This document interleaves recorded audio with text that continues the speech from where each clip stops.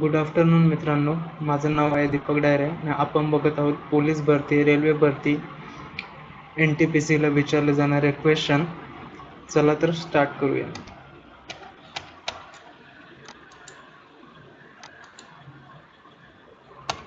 पहिला क्वेश्चन, लोकमान्य टिळक यांनी कोणते पुस्तक लिहिले नाही?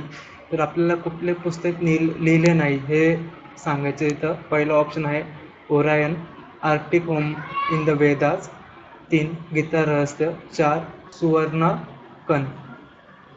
तर याचं उत्तर आहे 4 सुवर्णकन. तर बघूया याचं एक्सप्लेनेशन. चला आपण पहिलं लोकमान्य टिळकांची लिहिलेले ग्रंथ बघू. जन्म कधी झाला? 23 जुलै 1856 साली. कुठे झाला? तर रत्नागिरी येथे झाला. पहिला ग्रंथ त्यांचा कुठला? श्री भगवद्गीता रहस्य. यांनी कधी लिहिला हा ग्रंथ? 1910-11 मध्ये हिवाळ्यात लिहिला व 1915 मध्ये तो प्रसिद्ध केला.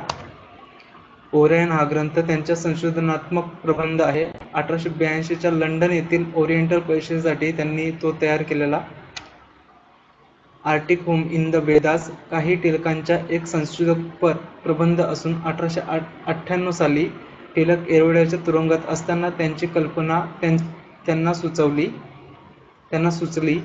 या पुस्तकात त्यांनी आर्यांचे मूळस्थान उत्तर ध्रुवाच्या प्रदेशाकडून आहे, तो उत्तर ध्रुवाच्या प्रदेशातच असले पाहिजे असे अनुमान मुख्यतः वेदांतील वृत्तांच्याच आधारे मांडण्याचा प्रयत्न केला आहे. त्यांचे किती ग्रंथ होते? तर 4 ग्रंथ होते. कुठले कुठले होते ते बघा. गीता रहस्य, Orion, Arctic home in the Vedas आणि वेदांग ज्योतिष. यांचं निधन झालं 1 ऑगस्ट 1920 ला. प्रभाकर हे साप्ताहिक स्टॅगर्स यांनी सुरू केले. भाऊ दाजी लाड. दुसरा ऑप्शन आहे विष्णुबुवा ब्रह्मचारी. तिसरा ऑप्शन आहे भाऊ महाजन आणि चौथा ऑप्शन आहे लोकहितवादी. त्याचं उत्तर आहे भाऊ महाजन. 3 ऑप्शन. भाऊ महाजन 1815 ते 1890 मराठी पत्रकार होते. हे मूळ नाव गोविंद विठ्ठल कुंटे. सेकंड पॉईंट बघूया. मुंबईच्या एल्फिन्स्टन विद्यालयात त्यांनी अध्ययन व अध्यापन केले. इंग्रजी, संस्कृत व फारसी या भाषांना त्यांचा चांगला अभ्यास होता. शिक्षण पूर्ण झाल्यानंतर 1841 मध्ये त्यांनी प्रभाकर हे साप्ताहिक पत्र काढले व ते 20 ते 21 वर्ष चालविले. स्वजनांना स्वदेशी विदेशी घडामोडी समजाव्यात व लोकमताला योग्य वळण लावावे हा हेतू हे पत्र काढण्यामागे होता. तत्कालीन अँग्लो शिक्षित विद्वान ह्या पत्रात लिहित महाजनांनी दृष्टी पुरोगामी होती. लोकहितवादींच्या शतपत्रांना त्यांनीच प्रभाकरातून निर्भयपणे प्रसिद्ध केले. म्हणजे किती? 108 शतपत्रे लोकहितवादी यांचे लिहिले. लोकहितवादी म्हणजे कोण? गोपाल हरी देशमुख. 1853 मध्ये त्यांनी धूमकेतू हे साप्ताहिक काढले.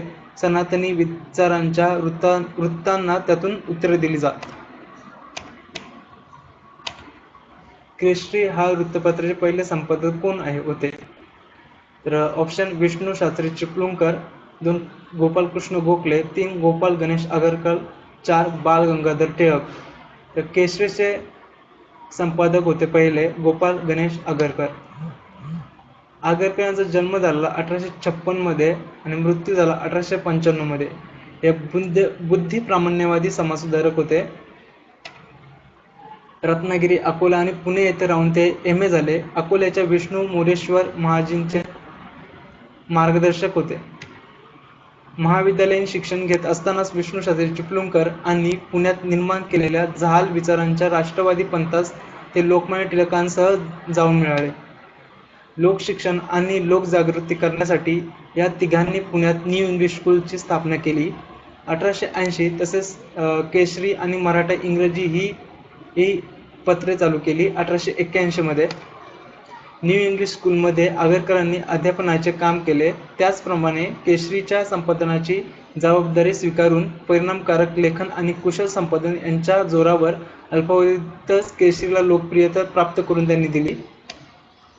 न्यू इंग्लिश स्कूलच्या चालकांशी स्थापन केलेल्या डेक्कन एज्युकेशन सोसायटीच्या फर्ग्युसन महाविद्यालयाचे ते प्राचार्य होते 1892 साली. आणि त्यांनी अखेरपर्यंत काम केले. केशरीतून बाहेर पडले 1887 साली आणि आपल्या क्रांतिकारक सामाजिक विचारांचा प्रतिपादन करण्यासाठी किंवा प्रसारासाठी त्यांनी सुधारक हे वृत्तपत्र काढले 1888 साली. राज्यपालांना आपल्या पदग्रहणासमयी कोणाकडून शपथ घ्यावी लागते? तर याचं उत्तर आहे मुख्य न्यायाधीश उच्च न्यायालयाचा मुख्य न्यायाधीशाकडून शपथ घ्यावी लागते. कलम 159 मध्ये राज्यपालाला शपथ व उच्च न्यायालयाचे मुख्य न्यायाधीश देतील आणि कलम 155 मध्ये राज्यपालाची नियुक्ती सांगितली आहे आणि ते कोण करते तर राष्ट्रपती करते. खालील कोण घटक राज्याचा घटनात्मक प्रमुख म्हणून ओळखला जातो? पहिला ऑप्शन आहे राज्यपाल, दुसरा मुख्यमंत्री, तिसरा मुख्य न्यायाधीश आणि चौथा महापौर. याचं उत्तर आहे मुख्यमंत्री. आर्टिकल 152 to 167 मध्ये हे सांगितलं आहे राज्यपाल. महात्मा फुले यांनी कोणत्या आयोगासमोर शिक्षणाच्या संदर्भात साक्ष दिली? त्याचं उत्तर आहे हंटर आयोग. थॉमस पेनच्या द राईट्स ऑफ मॅन या पुस्तकाचा प्रभाव होता त्यांच्यावर. 1864 पुण्यात गोखले बागेत पहिला पूर्णविवाह घडून आणला त्यांनी. 1868 मध्ये अस्पृश्यांसाठी घरचा हौद खुला केला. 1879 साली रायगडवरील शिवाजी महाराजांच्या समाधीचा जीर्णोद्धार केला. 2 मार्च 1882 साली हंटर कमिशन पुढे साक्ष दिली. यांच्याबरोबरच पंडित रमाबाई यांनी देखील हंटर कमिशन समोर साक्ष दिली होती. ब्राह्मण विधवेच्या यशवंत या मुलाला त्यांनी दत्तक घेतले. पुढे हा मुलगा डॉक्टर बनला. उदरनिर्वाहासाठी कंत्राटदार हा व्यवसाय त्यांनी सुरू केला. सत्यशोधक समाजाचे ब्रीद वाक्य काय होते? सर्व साक्षी जगत पळते त्याला नको मध्यस्थी. सयाजीराव गायकवाड यांनी हिंदुस्थानचे बुकर टी वॉशिंग्टन या शब्दात गौरव केला. 24 सप्टेंबर 1873 साली सत्यशोधक समाजाची स्थापना झाली. जन्म झाला 11 एप्रिल 1827 ला आणि मृत्यू झाला 28 नोव्हेंबर 1890 ला. राज्यसभेचे पदसिद्ध सभापती कोण असतात? तर इतर राज्यसभेचे पदसिद्ध सभापती विचारले आहेत ते उपराष्ट्रपती असतात आणि कलम 64 मध्ये सांगितले आहे राज्यघटनेच्या कलम 64 मध्ये. भारत छोडो आंदोलन कोणत्या वर्षी सुरू झाले? तर 1942 महात्मा गांधी यांनी सुरू केले आणि याच्यामध्ये महात्मा गांधी यांनी सांगितले एक घोषवाक्य सांगले करो या मरो, करा किंवा मरा. स्वतंत्र भारताचे पहिले गृहमंत्री कोण होते? तर पहिला ऑप्शन आहे पंडित जवाहरलाल नेहरू, दुसरा ऑप्शन आहे सरदार पटेल, तिसरा ऑप्शन आहे प्रताप सिंग क्यारे आणि चौथा ऑप्शन आहे यशवंतराव चव्हाण. तर याचं उत्तर आहे सरदार पटेल. तर स्वतंत्र भारताचे पहिले राष्ट्रपती होते राजेंद्र प्रसाद आणि चौथा ऑप्शन आहे यशवंतराव चव्हाण. हे महाराष्ट्राचे पहिले मुख्यमंत्री होते. डेसिबल हे मोजण्याचे एकक आहे. काय मोजण्याचे एकक आहे? तर आवाजाची तीव्रता मोजण्याचे एकक आहे. मानवी कान किती आवाज ऐकू शकतो? तर 20 हर्ट्ज ते 20,000 हर्ट्ज पर्यंत मानवी कान आवाज ऐकू शकतो, त्याच्यापेक्षा जास्त ऐकू शकत नाही.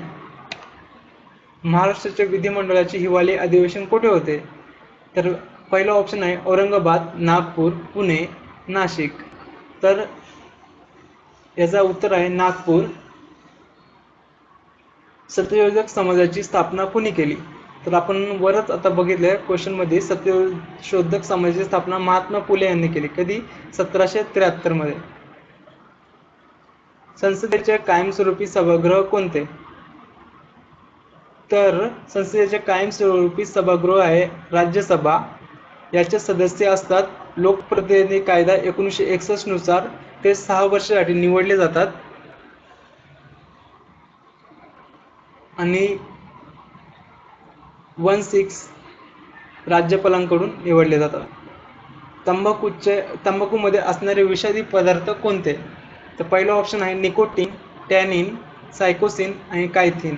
त्याचं उत्तर आहे निकोटीन 1. याचा रोग कशामुळे होतो? एक ऑप्शन आहे विषाणू, दुसरा ऑप्शन आहे जीवाणू, तिसरा ऑप्शन आहे अमिबा, चौथा ऑप्शन आहे फंगस. तर याचं उत्तर आहे एक विषाणू. महाराष्ट्र राज्य पोलीस अकादमी कुठे आहे? तर याचा पहिला ऑप्शन आहे नागपूर, दुसरा आहे अकोला, तिसरा आहे नाशिक आणि चौथा आहे मुंबई. त्याचं उत्तर आहे नाशिक. भारतीय सैन्याचे सर्वोच्च कमांडर कोण असतात? तर पहिला ऑप्शन आहे एक राष्ट्रपती, दुसरा आहे गृहमंत्री, तिसरा आहे पंतप्रधान, चौथा आहे संरक्षण मंत्री. याचं उत्तर आहे राष्ट्रपती, एक ऑप्शन. महाराष्ट्र दिन कोणत्या दिवशी साजरा केला जातो? तर याचं उत्तर आहे 1 मे. जायकवाडी हे धरण कोणत्या नदीवर आहे? पहिला ऑप्शन आहे मुळा, दुसरा ऑप्शन आहे कृष्णा, तिसरा ऑप्शन आहे गोदावरी आणि चौथा ऑप्शन आहे यापैकी नाही. तर याचं उत्तर आहे गोदावरी.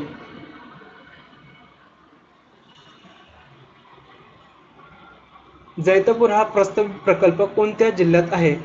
एक ऑप्शन आहे सिंधुदुर्ग, 2 ऑप्शन आहे रत्नागिरी, 3 ऑप्शन आहे रायगड, 4 ऑप्शन आहे ठाणे. तर याचं उत्तर आहे 2 रत्नागिरी. चिखलदरा हे पर्यटन स्थळ कुठे आहे? तर पहिला ऑप्शन आहे 1 सिंधुदुर्ग, दुसरा ऑप्शन आहे 2 अमरावती, तिसरा ऑप्शन आहे सातारा आणि चौथा ऑप्शन आहे अहमदनगर. तर याचं उत्तर आहे अमरावती. माळशेज घाट कोणत्या मार्गावर आहे? 1 कोल्हापूर गोवा, 2 पुणे नाशिक, 3 आलेफाटा कल्याण, 4 कोल्हापूर रत्नागिरी. तर याचं उत्तर आहे आलेफाटा कल्याण. डॅटेस हा महासागर उत्तर ध्रुवाभोवती पसरलेला आहे. एक ऑप्शन आहे प्रशांत महासागर, दुसरा ऑप्शन आहे हिंद महासागर, 3 ऑप्शन आहे आर्टिक महासागर, चौथा आहे अटलांटिक महासागर. तर याचं उत्तर आहे आर्टिक महासागर. पंढरपूर हे कोणत्या नदीच्या काठावर आहे? तर याचं पहिला ऑप्शन आहे इंद्रायणी, दुसरा आहे कृष्णा, चौथा आहे इरई आणि तिसरा ऑप्शन आहे इरई आणि चौथा ऑप्शन आहे भीमा. तर याचं उत्तर आहे इंद्रायणी. तर इंद्रायणी कुठल्या नदीची उपनदी आहे? तर भीमा नदीची उपनदी आहे. तर भीमा नदीच्या उपनद्या बघूया आपण. पहिले आहे घोड, घोडचीच उपनदी आहे मीना आणि कुकडी. दुसरी नदी आहे सीना, सीनाची उपनदी आहे भोगावती आणि बोरी. ह्या झाल्या डाव्या बाजूने वाहणाऱ्या नद्या. आणि उजव्या बाजूने वाहणाऱ्या नद्या बघू. इंद्रायणी, पहिली आहे भामा, दुसरी आहे इंद्रायणी, तिसरी आहे पवना, चौथी आहे मुळा आणि मुठा. मुळा आणि मुठा, पवना ही मुळा आणि मुठा नदीची उपनदी आहे. दुसरी आहे कर्रा आणि तिसरी आहे नीरा. नीरा ही कर्राची उपनदी आहे. मान आणि बोर. नेक्स्ट क्वेश्चन बघूया. केंद्राचे मंत्रिमंडळ हे डॅश जबाबदार असते? तर कोणाला जबाबदार असते? त्याचा पहिला ऑप्शन आहे राष्ट्रपती, दुसरा ऑप्शन आहे राज्यसभा, तिसरा ऑप्शन आहे लोकसभा आणि चौथा ऑप्शन आहे सुप्रीम कोर्ट. तर याचं उत्तर आहे लोकसभा. भारताचे पंतप्रधान कोण आहेत? 1 नरेंद्र मोदी, 2 अमित शाह, 3 योगी आदित्यनाथ, 4 प्रणव मुखर्जी. तर याचं उत्तर आहे नरेंद्र मोदी. इथं ऑप्शन चौथा दिलाय प्रणव मुखर्जी. हे माजी राष्ट्रपती होते. आत्ताचे राष्ट्रपती रामनाथ कोविंद आहेत. उच्च न्यायालयाच्या न्यायाधीशास राजीनामा द्यावायचा असल्यास तो कोणाकडे सादर करावा लागतो? याचा एक पहिला ऑप्शन आहे मुख्य न्यायाधीश, 2 पंतप्रधान, 3 राज्यपाल, 4 राष्ट्रपती. आता उच्च न्यायालयाचे न्यायाधीशांची नियुक्ती राष्ट्रपती करतात. तर कोणत्या सहाय्याने करतात? राज्यपालाच्या सहाय्याने करतात. मग त्यांना हटवण्याचा अधिकार किंवा अधिकार कोणाला आहे? तर तो महाभियोग चालून त्यांना हटवले जाते. पण उच्च न्यायालयाचे न्यायाधीश राजीनामा कोणाला देऊ शकतात? तर राष्ट्रपतीला देऊ शकतात. पोलीस आणि कायदा सुव्यवस्था हे विषय घटनेच्या डॅश मध्ये नमूद केलेले आहेत. 1 केंद्र सूची, 2 मध्यवर्ती सूची, 3 राज्य सूची, 4 पूरक सूची. तर याचा ऑप्शन आहे राज्य सूची. डॅश हे राज्याचे घटनात्मक प्रमुख असतात. 1 मुख्यमंत्री, 2 राज्यपाल, 3 मुख्य न्यायाधीश, 4 मेयर. तर याचं उत्तर आहे राज्यपाल. तर राज्यपालांच्या बद्दल तुम्हाला जास्त माहिती पाहिजे असेल तर आपण याच्या आधी इंडियन पॉलिटी राज्यघटनेचे प्रश्न घेतलेले आहेत. त्याच्यामध्ये सविस्तर त्यांचे एक्सप्लेनेशन दिलेलं आहे मी. महात्मा ज्योतिबा फुले यांनी कोणती संस्था स्थापन केली? आपण हा क्वेश्चन रिपीट झालाय. तर याचा पहिला ऑप्शन बघू, प्रार्थना समाज, 2 आनंदवन, 3 भारत सेवक समाज आणि 4 सत्यशोधक समाज. तर याचं उत्तर आहे सत्यशोधक समाज. गांधीजींनी चलो जाव चा लढा कोणत्या वर्षी सुरू केला? पहिला ऑप्शन आहे सन 1942, सन 1935, सन 1946, सन 1947. तर याचं उत्तर आहे 1942. दादासाहेब विवेकानंदांचे गुरु होते. पहिला ऑप्शन आहे दयानंद सरस्वती, 2 रामकृष्ण परमहंस, 3 मदन मोहन मालवीय, 4 राजा राजमोहन राय. तर याचं उत्तर आहे Ramakrishna Paramahamsa. Thank you. Like, share and subscribe my channel. माझं चॅनलचं नाव आहे दीपक डायरे. माझं नाव Deepak sir. Subscribe my channel आणि घंटा प्रेस करायला विसरू नका. Thank you.